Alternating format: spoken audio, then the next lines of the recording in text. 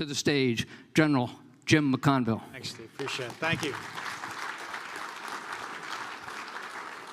Well, thank you, Steve, for that kind introduction. It's great to be here with you all, and Jim always puts on a great event. And, welcome. And, when I take a look at what's going on around the world, we are stronger when we work together.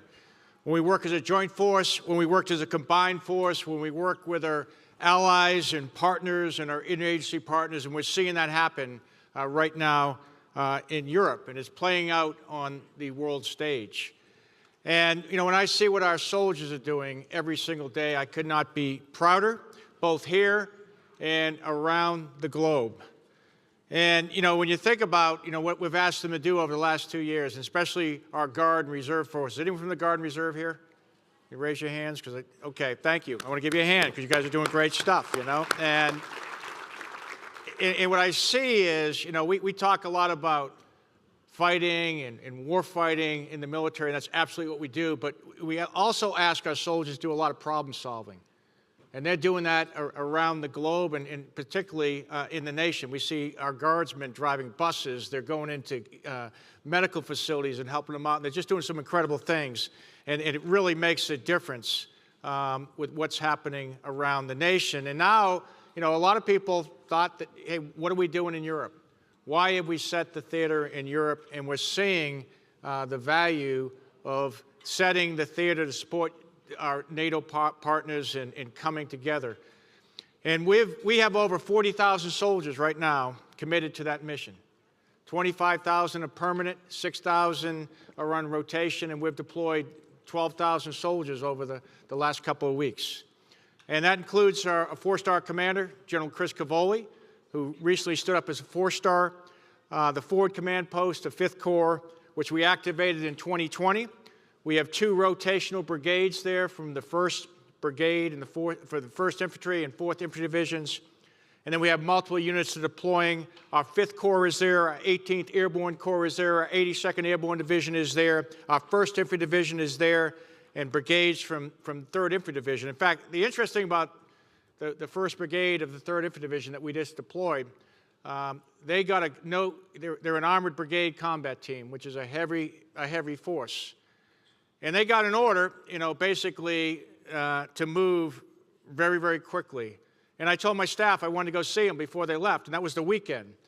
And they were gone before I could get down there to see them. So it just kind of shows you the readiness of our troops. But more importantly, the work that had been done in Europe to facilitate them arriving and quickly getting into operations. We had pre-positioned stocks there, in Armored Brigade combat team that was ready to go. We had an Infantry Brigade combat team that the 82nd could draw on. So all these things made a difference in bringing our Army to where it needs to be. And we have some incredible logisticians under the command of Ed Daly that are really making things happen. And I think as we take a look at what's going on in Europe and around the world, is for all those logisticians out there, that's where the real professionals are.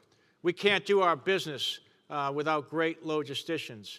Our helicopters don't fly, our tanks don't drive, all those type things that we're seeing play out on a world stage, and shows you the value of what we have going forward. The other thing we're seeing is, we've done a lot over many, many years, and I see a lot of retirees here that served in Europe. Cannot underestimate the importance of the strong relationships we have with allies and partners. And I would argue that with NATO, it's stronger than it's ever been, and for good reason. And we're seeing that happen very, very quickly. And, we often get, as Chief Staff of the Army, people say, what's the role of an Army? Is it still relevant? Do we need an Army? And I can say, well, take a look. And we need this capability, and we're seeing that play out, and we're seeing it with a total force. And that makes a difference. And, as far as priorities in the Army, it's still about people, it's still about readiness, and it's still about modernization. And it's not one or the other. A lot of people ask us, okay, what's the, is it going to be end strength? Is it going to be readiness? Is it going to be modernization? And quite frankly, it's all three. And what we're trying to do is optimize each of those variables, if you will, to deliver the best Army we can with the resources we get. And that's what we're doing in putting together. And when I take a look at what's happening, people become so important. And we're in a war for talent in the United States Army. We need the best of America to sign up and serve. And we want their parents to know, and them to know, that the U.S. Army is a pathway to endless possibilities and a pathway to success. And this is a challenging time for all of us in the recruiting business. We used to talk about statistics, and it was 29% of Americans were qualified to come into the military. Now it's 23%. And the other thing that's interesting is 79% of the young men and women that come to the Army have a military family member. And so some people say it's a military family business. We don't want that to be. I'm very, very proud of all, the military kids that serve, but we want it to be an American family business of serving their country. And we offer up everyone to do those type things. And so we're doing a lot in the Army. We recruit soldiers, but we retain families, doing a lot with quality of life. And you take a look at our budget, we're investing in things like housing, we're investing in child development centers, we're investing in quality of life because we think that is extremely important. But at the end of the day, when we talk about readiness, we've got to make sure that our soldiers and our units are ready to go, and I think our soldiers are demonstrating that. Take, for example, the 82nd Airborne Division. Since I've been Chief of Staff of the Army, we have deployed them with no notice or limited notice 4 times over the last 2.5 years. Once to Iraq, when the embassy was threatened, it was a complete no-notice deployment. We brought them up here. They were not employed, but they did come up here. They went into Kabul for HKIA, and now they're in Europe as we speak on another short notice deployment. And it's not just them. It's also the National Guard. We had a brigade from Minnesota, the Red Bulls, who were committed in their state in Minneapolis when there was social unrest. They went right from there and they went to the National Training Center during COVID. One of the battalion commanders had lost his grocery store in the social unrest, and he still went and served, and then he deployed, and then he found himself, or they found themselves in the Middle East, and they found themselves in Kabul during the evacuation, helping that out. So we're a total force, and we find that is extremely, extremely important. But at the end of the day, we are on a transformational path, and we feel in the Army that we have to do that. We have to transform the Army. We do it every 40 years. I argue we did it in 1940 when General Marshall had my job and got the Army ready for World War II. And what he said was, when he had the time, he didn't have the money. And then when he had the money, he didn't have the time. And then we saw the Army transform coming out of Vietnam. And many of you, a lot of industry here, and you take a look at what the Army has used for the last 40 years, it was really the big 5: the Abrams tank, the Bradley fighting vehicle, the Apache helicopter, the Black Hawk, and the Patriot air defense system. And there were others. But each of those systems we've incrementally improved over the last 40 years. And so now it's time in the Army to transform, to bring on new weapon systems. And so our 6 modernization priorities are not changing. They're still in effect. We are going to have long-range precision fires. We are going to have an obsolete manned fighting vehicle. We are going to have future vertical lift. We are developing the network. We are developing air and missile defense. When I talk about air and missile defense, I argue that the unmanned aerial system, and those who are in the business of countering those unmanned aerial systems, is something that we need to put a lot of effort into.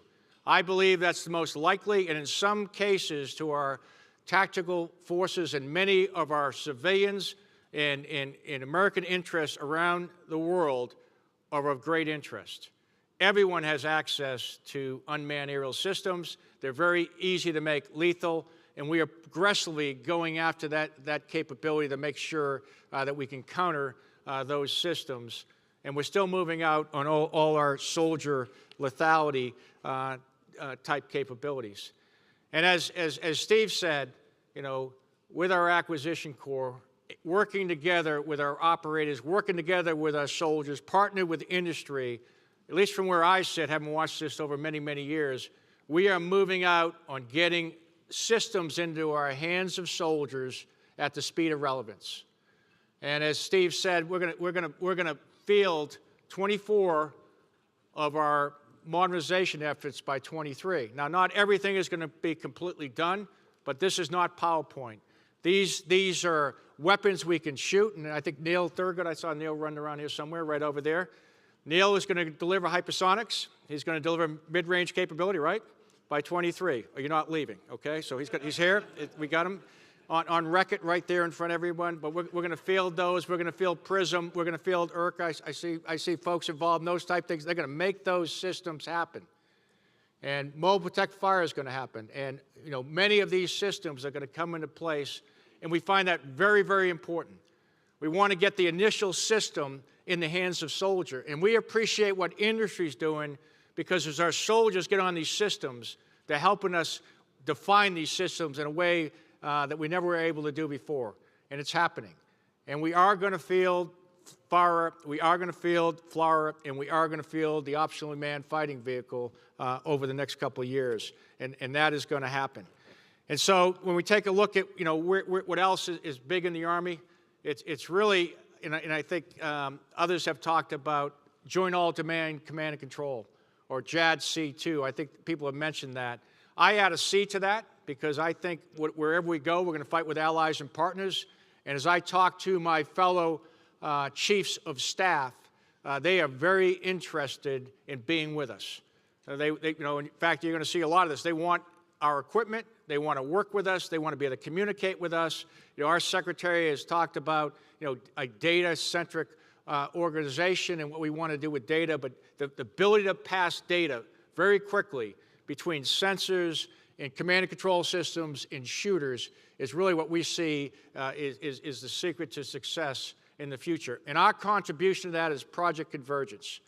And we've done 2 already, one in 2021, and we'll do another one in 22. But during Project Convergence 20, we kind of got the Army's stuff together.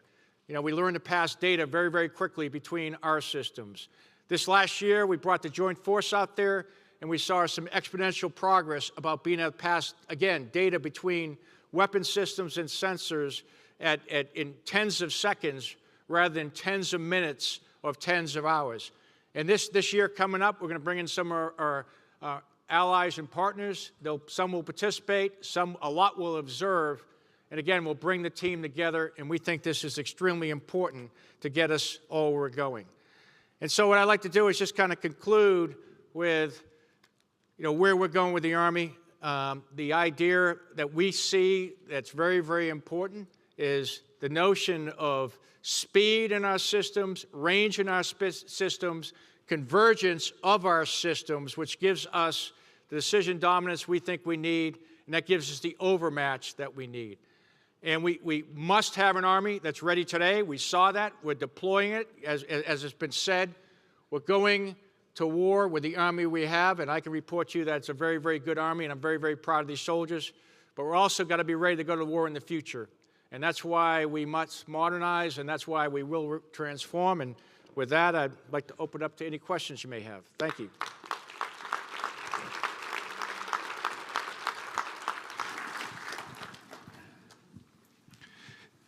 Hey, Chief, can I ask one real quick? I know. Sure. I want to go to the back there. I thought it is a war on talent. I didn't know those numbers until you mentioned 29% used to be eligible of young Americans that enter the military. Now it's 23%. This is a lot of the defense industrial base. What could they do to help that war on talent, whether it's for the Army, Navy, Air Force, or Marines? Yeah, one thing that I've asked our soldiers for life, and again, I'd ask all of you to do 2 things for us. And you don't have to be a soldier for life to do this, but I would ask you to do this. Do 2 things: inspire and hire. Inspire other young men and women to serve in some capacity. It may be in the Army, it may be in any service, it may be in government. They won't be dissatisfied that they did that. Inspire them to serve. They'll be very, very proud of that service when they're old and gray, and they're trying to tell their grandkids what they did for their nation, the country, the fact they served. They'll never be able to take that away from them. So I would ask you inspire young men and women to serve. The other thing is hire our vets.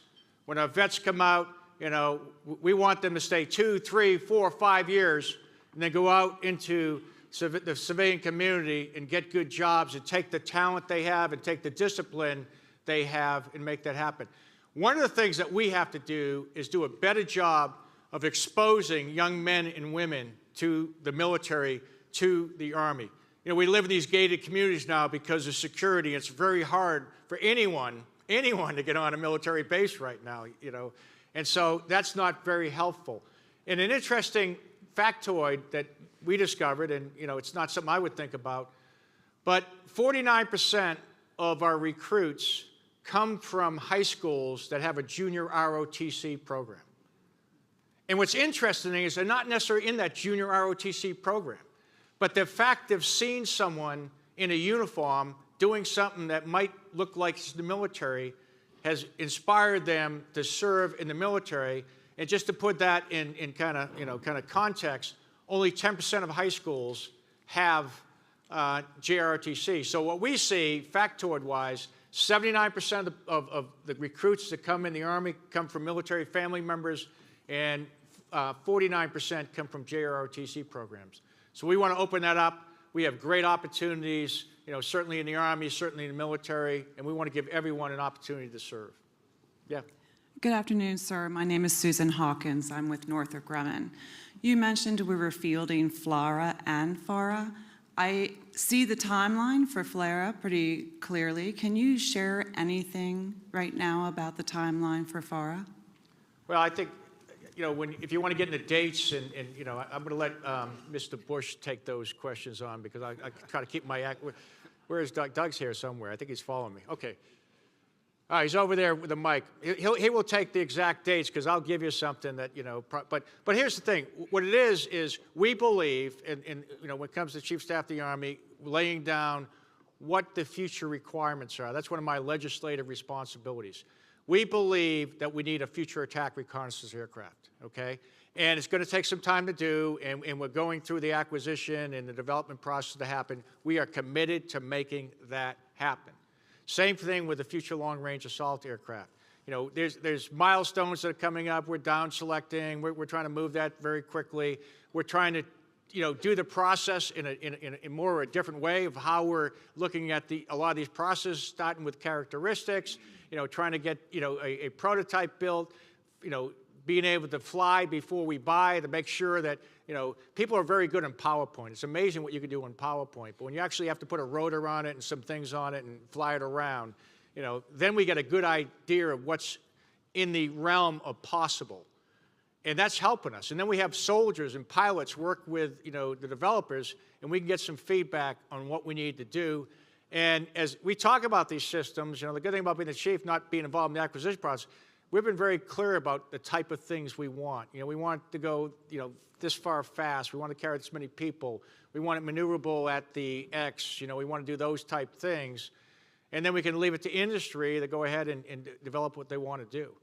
But we, you know, the timeline I see is, you know, I'd like to get it tomorrow, but I think that's going to take a little longer, you know. And, you know, we got to go through the process, and, you know, we're trying to move as quickly as we can with those systems.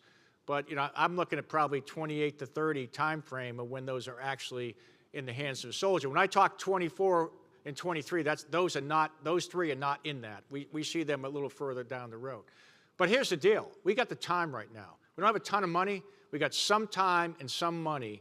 And what I think our responsibility to do is to provide options for future secretaries and future chiefs. So when something happens and they say they need this capability, we're not starting from a blank piece of paper. It's ready to go. And then let others decide how much and how fast.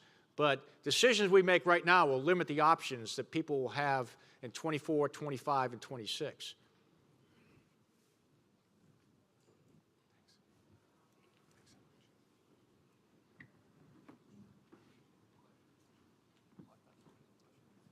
Chief, we got one over here, if that's okay. Another one. Okay. Hi, Ethan Sterenfeld with Inside Defense. I had a question about the IVAS, which Yeah. you described recently as the alpha model of the system. Yeah. If it's the alpha model, should it be procured in high numbers over the next few years, or should the Army slow procurement? Well, we're taking a look at, what that, the speed of IVAS is. The interesting about IVAS is just how fast it improves. It's being built in a different model. I think that is transformational. When I look at, something like IVAS, I see so much potential in that, because when we take a look at what we can do with that capability is we can train with it, we can rehearse with it, and we can actually work on, do real live missions with that. But the power of being able to bring to commanders and soldiers on the ground what's in front of them, they can be under armor and look through armor with that capability. They know exactly where they're at. It's amazing when you're a soldier, if you know where you're at and know where your fellow soldiers are, and you can see, at day and night with the systems that are in that capability. The fact that you can go into augmented or virtual reality and train on the target that you're actually going to do, and then you can do after-action reports with that and figure out where everyone's weapons were and where the problems were. There's just so many things that I see in the future, and I've used the analogy of the phone. Look at the iPhone. When I use that analogy, especially with younger people, they don't get it because they're going, what are you talking about, a phone? The thing that the older people here with gray hair that was on the wall, and you had a dial phone, and the idea that 20 or 30 years ago, you'd be talking about taking a picture with your phone, or you'd be navigating with your phone, or you'd be watching movies with a phone. All those type things are what I see with IVAS are going to be transformational. It's just not a better night vision goggle. It's going to give a much greater capability to our troops. And, as far as buying things, what's the speed of procurement? To me, the speed of procurement is how good it is for our troops. What's the difference? It's an alpha model. We want to get the system going, and then we want to quickly bring it up to speed and make it better and better as we go. And then, thank you. And then, will we also have the bandwidth on the future battlefield for soldiers to use AR on the goggles in real time? Well, I go back to my 512K computer I had, in grad school. We didn't have, we couldn't imagine the bandwidth we had on a computer. I think that's something we have to look at. We're seeing the bandwidth with. It's interesting when you think about those type of systems. Really important, and how fast we can move digits and how fast we can move things, and some people have more bandwidth than others. Maybe the commanders have more access to bandwidth, and it's just like you have a controlled supply rate. We actually do that with ammunition. We say you only get so many of these type things. You may be limited to how much bandwidth you get depending on your position. You may not get any bandwidth. You may be only able to use it in a night vision goggle capability. You may not have access to things, but that's where we're going. And we don't have it all figured out right now. But we're not waiting to have it all figured out to get the requirements perfect. We're going to get in the hands of soldiers. It's better than anything we have right now. We can see where we're going. And I think, we're not waiting 10, 12 years to get to the Bravo model. I think that can happen in 6 months, and then we got to get the procurement process. And Mr. Doug Bush is going to make that all happen. And when he comes up after me, he's going to explain it in detail. So it's going to go really well.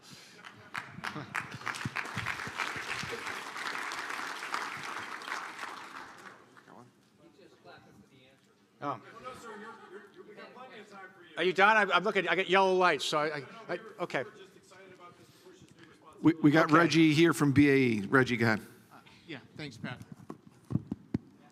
Okay. Hey, General McConville, good to see you again, sir. Yeah. We've talked a lot about the Army's role in Europe, the Army's role in Indo-Pacific. What about the Army's role in the Arctic? Can you talk a little bit about that strategy? Yeah, we just put out an Arctic strategy. We're in the process of taking a look at of that right now. We've certainly always had. We got about 12,000 soldiers in Alaska right now. 2 brigades, a Stryker brigade, and an airborne brigade. We also have an administrative headquarters.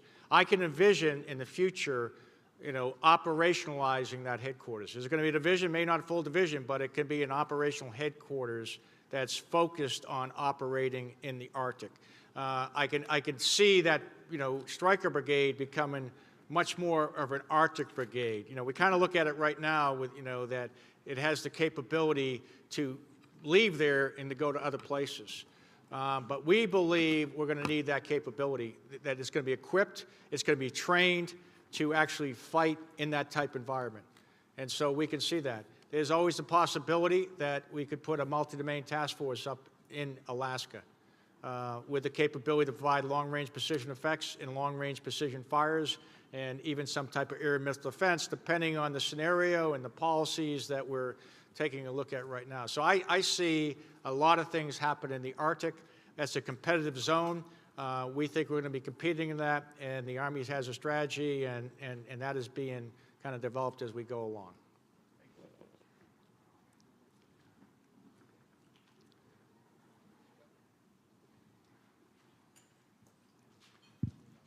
Yeah, one there and one there. Okay. He's right there, and Hey, sir. Good afternoon. Thanks for coming. Jerry Rigoli from Lockheed Martin. Sir, you've talked a lot about CJADC2 and the network and connecting sensors to shooters and be able to move data, and a lot about how you guys have worked the mesh network out at PC-21 and coming at PC-22. So has the Army looked at integrating 5G.mil and cloud computing into that, of how to help you move that database into the future for Project Convergence? yeah, I think, we're taking a hard look at, I'm not a data scientist, so all those out there, come on and join the Army and help us out with that. But I mean, I'm learning a lot more about data than I ever thought I'd want to know. But I mean, that's the secret. How do we, what's the best, unified transport layer to bring those type things in? And I defer to our experts, but, the notion of a data fabric, because initially we're going down the road, at least from where I sat, was, we need standardized data, we need open architecture, and people like me that probably didn't know exactly what we were talking about would throw those around. But there's much more to that as we start to solve the problem. We're probably not going to have standardized data by everyone. So how do we take different types of data from different types of systems and be able to pass them back and forth? And one of the reasons we set up the Joint Systems Integration Lab at Aberdeen is to take those systems, and before we bring them out to Project Convergence, we actually put them in there and make sure they can, in a laboratory, you can pass data back and forth and figure out how to do that. And we have some, real smart people, and they may be I don't know whose they are. I don't ask who does it, but they're actually figuring out how to do that, and they're figuring out innovative ways. And when it comes to me, I don't care who does it. I don't care which company does it. I don't care, how we do it, as long as we get that done. And if you got innovative ways, that's what we're looking for. Because this is really important with our allies and partners. Because, ideally, we'd like everyone to have the same radios and same systems, but we're not. We got billions of dollars invested around the world in different types of communication systems. And I know there's some neat translators out there will do it. There's gateways, and the people are really smart about that. Each of them has, some challenges. So the better we can do this, I just want to be like my iPhone. I go someplace and I just turn it on and it works, and it's secure. And I won't have to figure it out. We got smart people that figure out how to do that. But that's where we're trying to go. And it's actually working. And we got smarter. The first time we went out to Project Convergence, we didn't do as much beforehand. We didn't really prep the battlefield, so to speak. And you find out at 115 degrees out at Yuma, that's probably not the time, you're working through some tough problem sets. Much better to work in the laboratory. So we actually made a requirement this time. Before you bring your stuff out to PC-21, you got to bring it through the JSIL and make sure we can get it to work in a laboratory. Doesn't mean it's going to work out in 115 degrees, but we got a better shot if it does. So that's where we're going with that. Please join me in welcoming the Chief. All right, thank you all. Great being with you. Thanks. Appreciate it. Sir.